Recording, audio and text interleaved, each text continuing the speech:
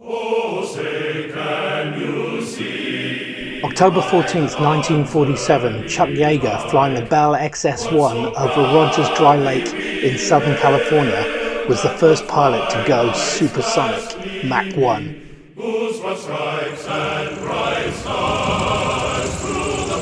Inspired by this event, Ford produced the iconic Mustang Mach 1 in 1969. Now it's back, and it's right-hand drive.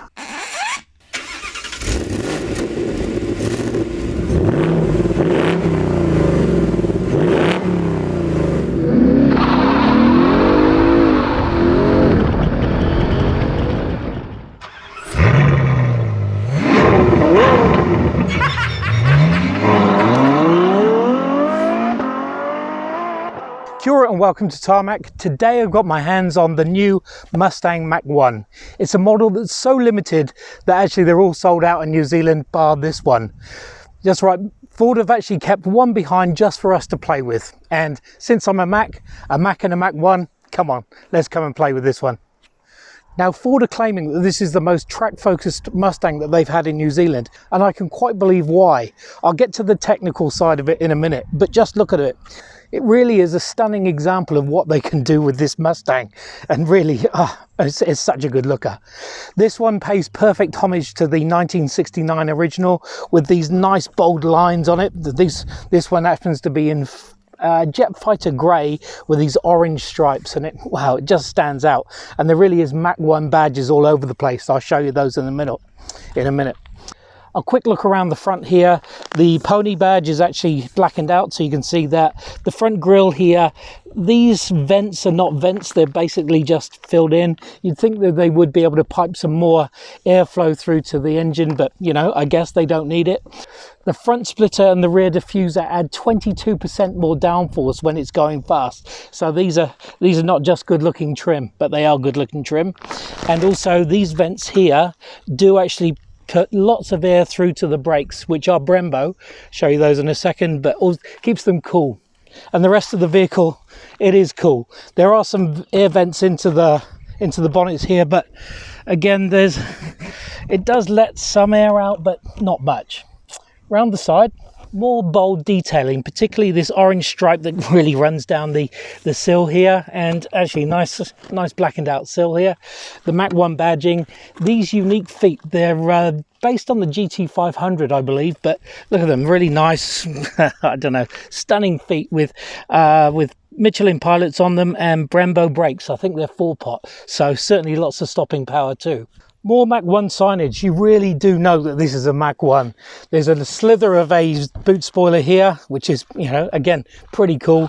And look at these 4.5-inch quad exhausts that really spew out this power. It's a really powerful machine. And also this, you can adjust the sound from quiet, which is loud, to super loud, to track loud, to deafening loud. Brilliant.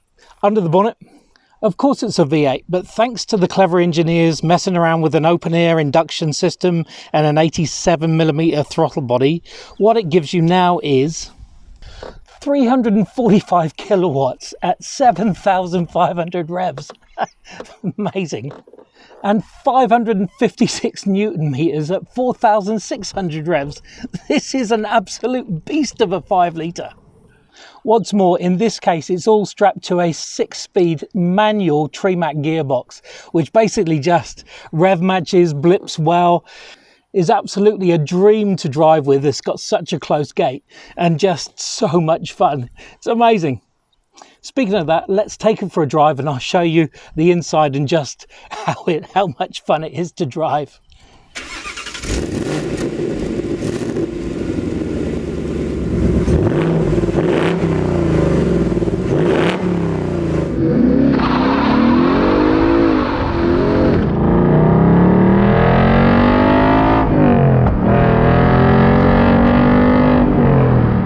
So the Mustang Mach 1, or the latest iteration of the Mustang Mach 1, looking around sitting in the driver's seat, not much is too much different from any other Mustang that you've been in. There is a little bit more garnish.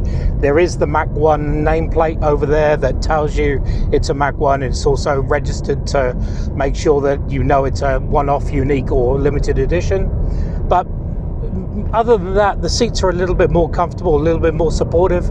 But other than that, it's like driving a current normal GT. But it's really not like driving a normal GT. First, the reason behind the Mach 1 was all about us breaking the sound barrier in a jet fighter. But so let's get the sound thing out of the way first.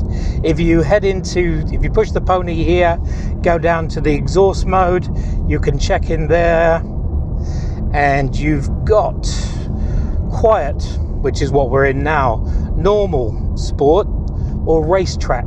Now racetrack, you push on there, track use, so it says track use only, and away you go. And it just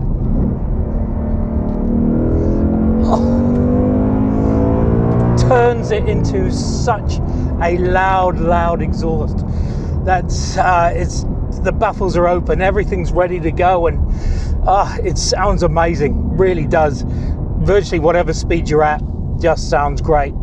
Actually, to the point where I must be getting old, but along the motorway I actually switched it down to quiet because it was just so heavy, and it really does sound great under high revs, but just gets on your nerves a little bit when you're just going along at the same speed. Anyway, then you've got that engine. I mean, it really is fast, it's quick, it's beastie, and just wants to be revved high. It is track based, does want to be track based.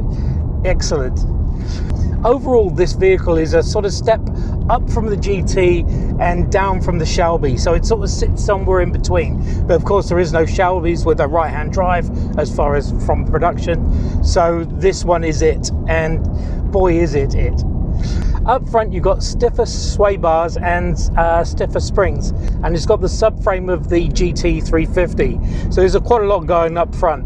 Round the rear is basically a raft of GT 500 bits, so behind it all there's a lot of Shelby going on. This all sits on a specially calibrated Magna ride, and also when you do get it to the track, and I hope that people do, it's got an axle coolant and also an engine coolant, engine oil coolant. So there's loads to keep the engine and undercarriage just at prime position, or prime or optimum temperature.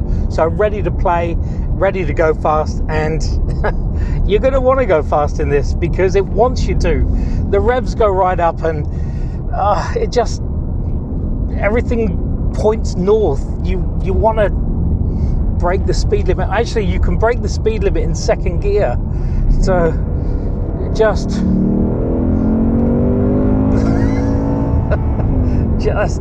terribly fast. Brilliant. The drive modes, as you would probably be aware when it comes to Ford, are quite annoying.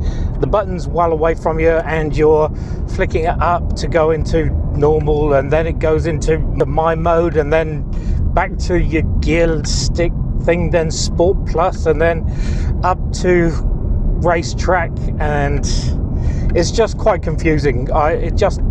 It should just be simple. Oh, there's drag strip as well for those times that you do want to race people at the lights. But once you do get it into the level you want, you can actually just play with this car so well. It hugs the corners so nicely. The steering, you can have normal or sport steering, and it just feels well planted as you're driving into the bends and out of them too. Nice. Just such a nice handling car that really, you know, most muscle cars only go fast in a straight line. This muscle car will go around the bends, and you'll want to drive around the bends in it. Brilliant. Have to bring up this gearbox. I mean, a naturally aspirated engine and a manual gearbox. I mean, it's delightful, and this gearbox is just tremendous. If you don't know how to heel and toe, which I've got apparently small feet, so I can't, well, I struggle to do it, this will do it for you. It just blips as you're going down and just gets the right revs to get that gear that you just want to slide into nicely. It's perfect, really is perfect. And it's just quite a nice tight gate, so selecting the right gear is just a simple process. Magnificent. 0 to 100 is going to be sub 5 seconds. I will see if I can test it. And this comes with a launch control, or if you want to burn rubber, and of course you can. Suspension wise, in comfort, it's actually all right. It's not bone jarring at all, and when you flick into race, finally, it's again not bone jarring. It's just more track focused, I guess, so you do feel more in tune with what's going on underneath, and that's all right.